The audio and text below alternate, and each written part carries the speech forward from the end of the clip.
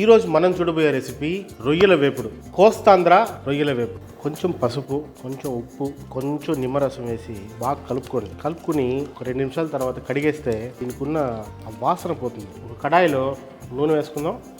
దీన్ని కొంచెం మసాలా వేసి ఊరబెడతాం. మ్యారినేషన్ కొంచెం పసుపు, కొంచెం ఉప్పు, కొంచెం మిరప్పొడి. నూనె బాగా వేడెక్కింది. కట్ చేసుకున్న ఆనియన్స్, పచ్చిమిరపకాయ, ఉల్లిపాయలు రెడీ అయినాయండి.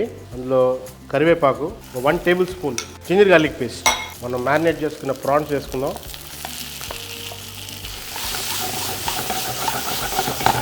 చాలా కొద్దిగా పసుపు, మిరియాల పొడి, ధనియాల పొడి, కొద్దిగా జీలకర్ర పొడి, ఒక చిటికెడు సోంపు పొడి, బ్లాక్ పెప్పర్, నల్ల మిరియాల పొడి, కావాల్సినంత ఉప్పు, మంచి లేత కొబ్బరి తురుము.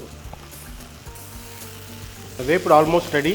ఫినిషింగ్ టచ్కి కొంచెం గరం మసాలా, కొత్తిమీర, కరివేపాకు.